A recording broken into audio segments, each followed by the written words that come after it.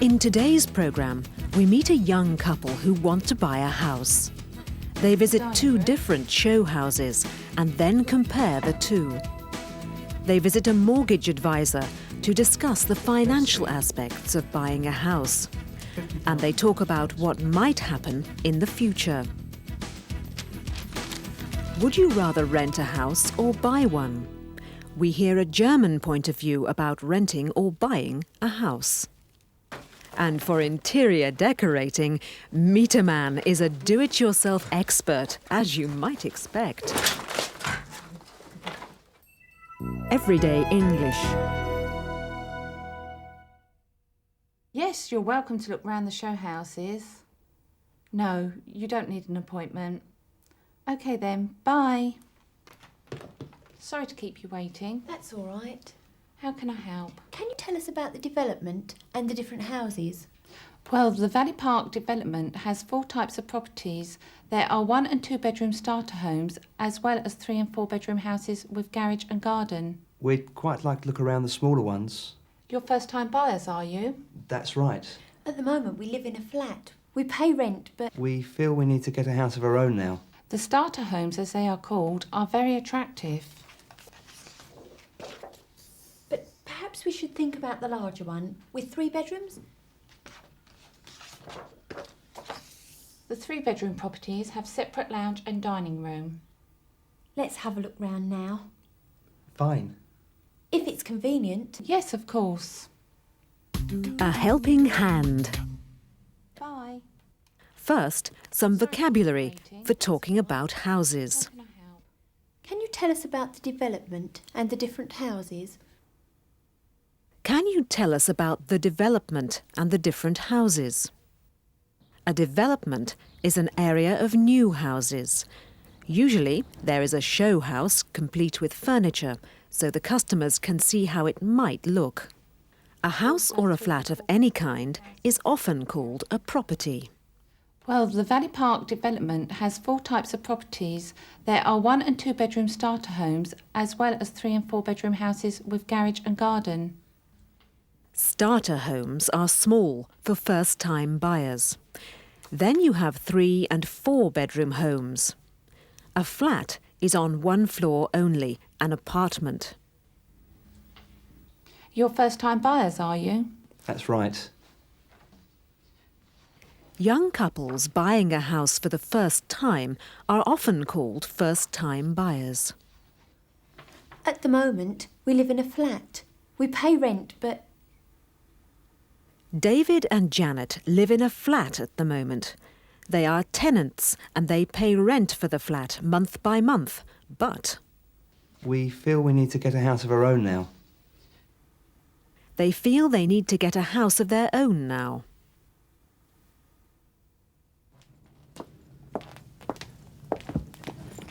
That was the 2-bedroom property. What did you think? It's lovely, but it's a bit small for us, isn't it, David? I'll show you the larger one next. It has an extra room upstairs and downstairs.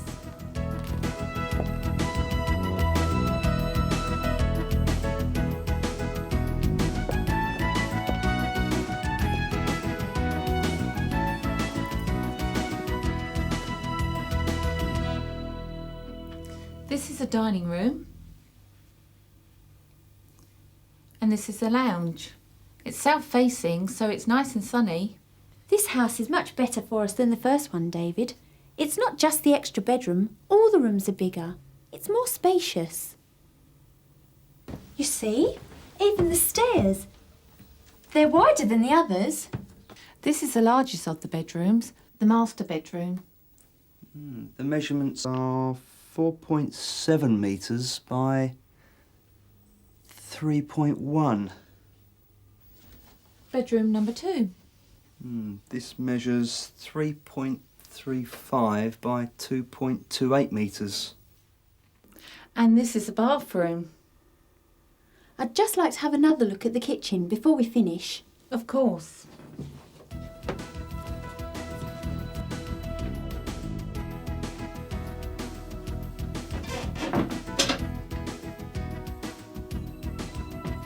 I like the cabinets. They're rather nice. Let's go in the garden and look around.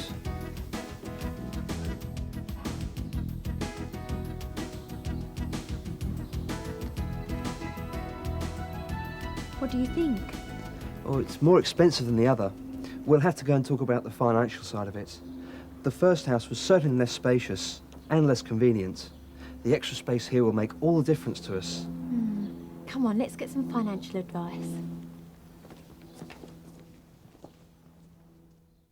A helping hand. This time, David and Janet are making comparisons between the two houses they have seen. And this is the lounge. This house is much better for us than the first one, David. This house is much better for them than the first one. The comparative form of good is better. Better than the first one. It's not just the extra bedroom. All the rooms are bigger. It's more spacious. It's not just the extra bedroom. All the rooms are bigger. It's more spacious. You see? Even the stairs. They're wider than the others. Even the stairs. They're wider than the others. This is the largest of the bedrooms, the master bedroom. This is the largest of the bedrooms. 4.7 metres by... When using a superlative, you can say the largest bedroom or the largest of the bedrooms. David is interested in the measurements. Listen again. The measurements are 4.7 metres by 3.1. The measurements are 4.7 metres by 3.1. Bedroom number 2. This measures 3.35 by 2.28 metres. This measures 3.35 by 2.28 metres. And next, some more comparisons with more and with less. What do you think? Oh, it's more expensive than the other. It's more expensive than the other. The first house was certainly less spacious and less convenient. It was less spacious and less convenient than the other one. Improve your fluency. Finally, improve your fluency with these phrases. A bit. It's lovely, but it's a bit small for us, isn't it, David? The house is a bit small for them. And rather. I like the cabinets, they're rather nice. I like the cabinets, they're rather nice. Specialised English.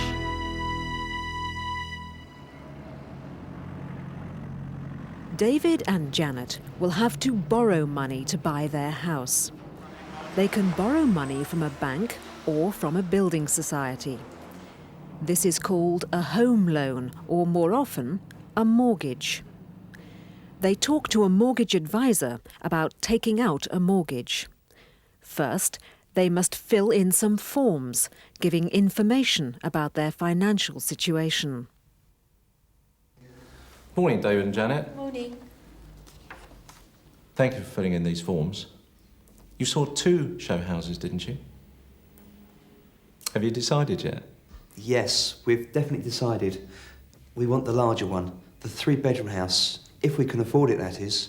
Let me see. The asking price is... £60,000. I see. A helping hand.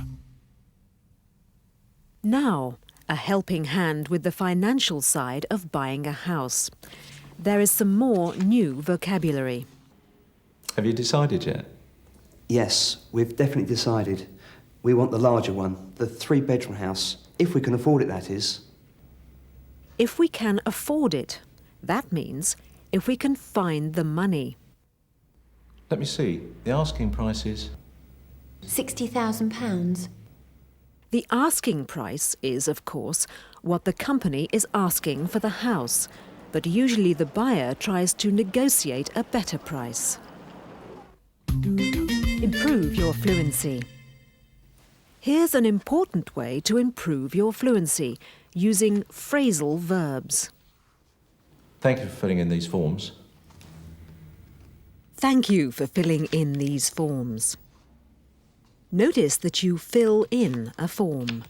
That's called a phrasal verb.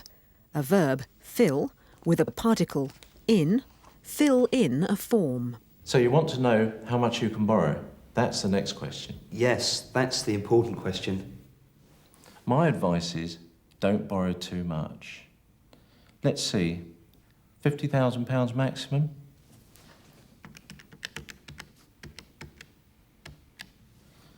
That will be 2.25 times your 2 salaries.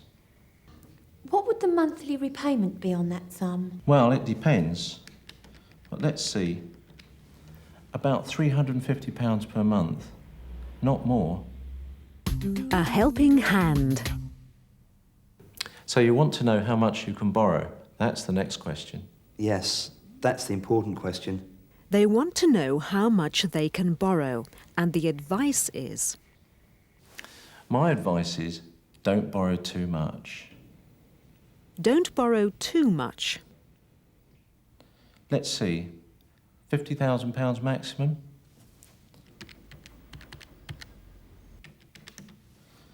That will be 2.25 times your 2 salaries. 2.25 times your salary. Your salary is the money you receive from your job. And now Janet has a question. What would the monthly repayment be on that sum? What would the monthly repayment be?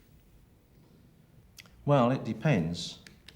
But let's see, about £350 per month, not more. The monthly repayment would be about £350 per month. What would happen if one of us lost our job, or was made redundant? Or, well, suppose we started a family and I stopped working. What would happen then? We can offer you insurance against accident, sickness or redundancy. But if you decided to start a family, and if you wanted to give up work, well, you would still have to pay the mortgage every month. You mean we have to think about that now? That's right. Now's the time. You must decide if you can afford it. A helping hand. Here's a helping hand again. Janet is thinking about the future, imagining possible problems. This is another type of conditional sentence. What would happen if one of us lost our job, or was made redundant? What would happen if one of us lost our job? What would happen if one of us was made redundant? Well, suppose we started a family. What would happen then? Suppose we started a family. Here, suppose means imagine and takes the place of what would happen if. And I stopped working. What would happen then? Suppose I stopped working. What would happen then? And the answer? We can offer you insurance against accident, sickness or redundancy. They can insure against accident, sickness or redundancy. But if you decided to start a family, and if you wanted to give up work, well, you would still have to pay the mortgage every month. But if they decided to start a family, and if she wanted to give up work, they would still have to pay the mortgage every month. You must decide if you can afford it. They must decide if they can afford it. A personal view. At £25,000, I've got 26,000 in the back row, 27 it's against you. An unusual way of buying and selling houses is by auction.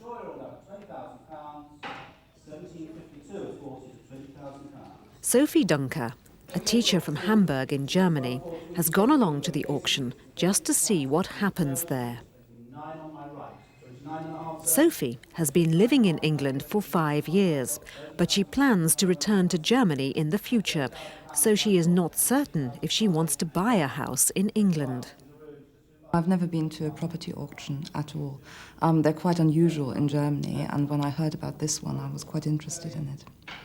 I think I would always try and rent a house, but I think if I knew that I was staying in England, I would try and start thinking about buying something, because the renting, the places you can rent are quite of quite a low quality. They're not very attractive. She finds the British habit of buying a house a big contrast to what most people in Germany like to do. There are many sayings in English which reflect the tradition, like an Englishman's home is his castle. It is part of the tradition in England to own your own property. My home is my castle, I think, is one of those sayings in the English language, which shows how important it is for an Englishman to have a house. To have a roof over your head is another saying. A roof over your head is important, but for me it is not linked to buying a house. It would be linked to finding an attractive flat which is within my means, which is within my walking or short driving distance from my job, that sort of thing. And if you say that something is as safe as houses, you mean it is very safe indeed, especially from a financial point of view. Want to go another 5? No? As safe as houses is another one. I don't think houses are particularly safe.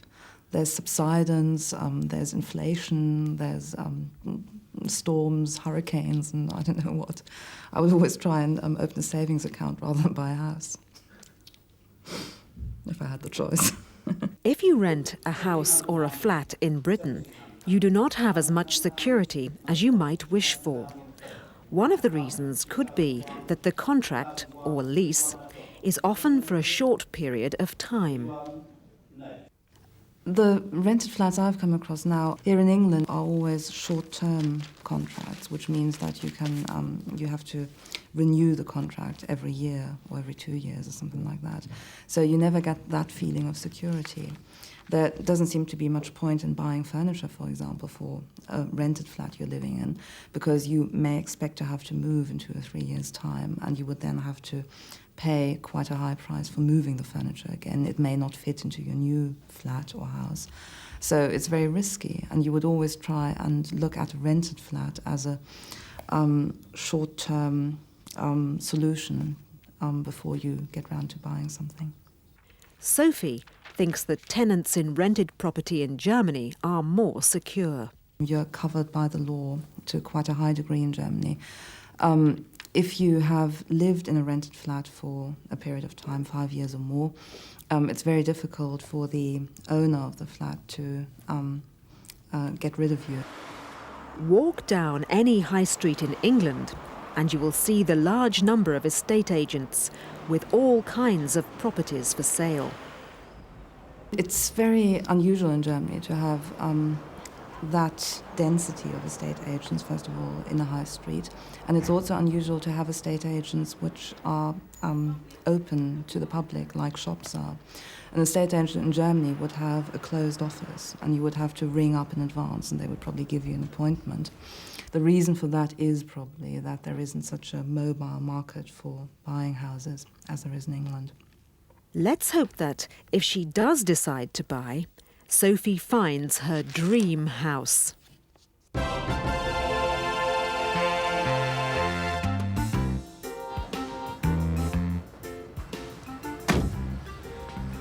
This is a very fine store. Do it all. It sells everything for the do-it-yourself expert like me.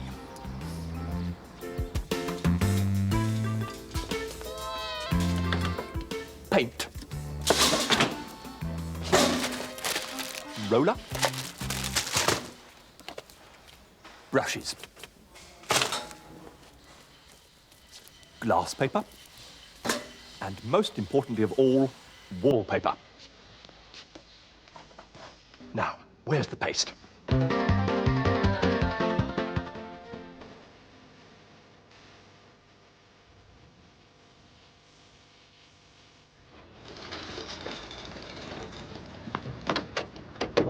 We English love to spend our bank holidays redecorating our houses.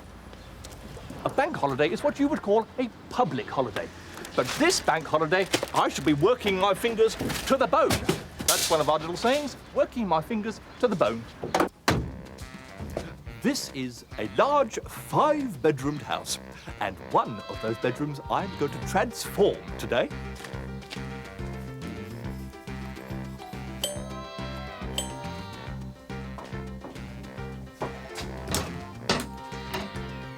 Good morning, my dear. Is the room ready?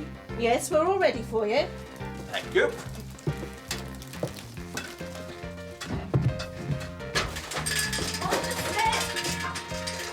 Sorry. Sorry.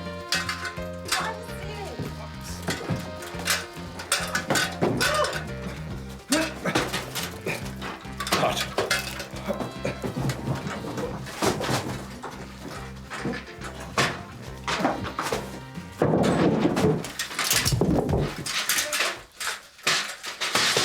There's something I'd just like to point out to you.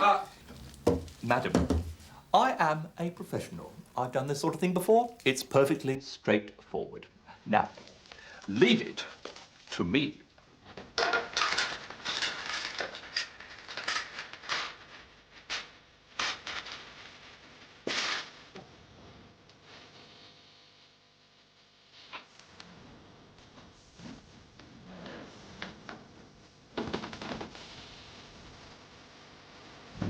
Oh dear.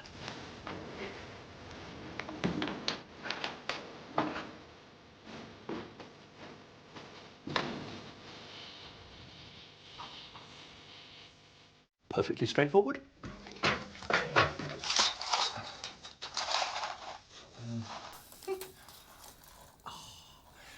8'6" high. Oh, I should give it to you in metric, shouldn't I? 260 centimetres by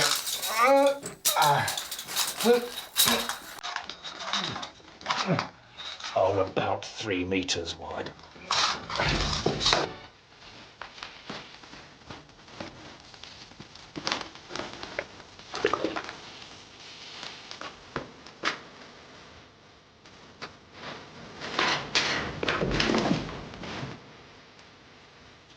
That's much brighter. She will be pleased. Excuse me, my dear. Could I just point out to you that I will be requiring my 11s today at 11 o'clock, precisely. How's it going? Can I come and see? No, you must wait until I've finished. Patience and calm, my dear. As I said before, there is something I'd like to point out to you. The trouble is, my dear, you've painted this room in the wrong colour. I am an expert in colours, and the psychology of the human mind. Now, if you painted it in green, for example, you would feel calm and relaxed. If, on the other hand, you painted it in yellow, you would be happy and cheerful. Well, I can't stand around here talking to you all day. I have work to do. But I would like to show you something. Patience, my dear, and calm. Think about painting the kitchen green. All right.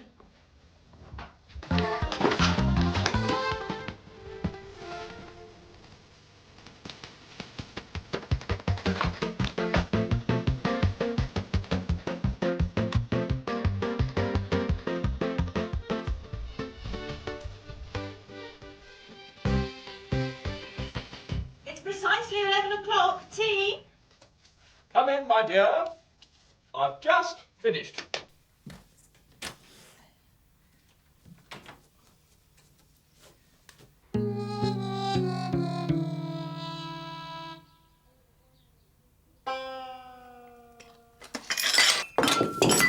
Of all the deceitful confidence tricksters I've ever met, this is a disgraceful example of...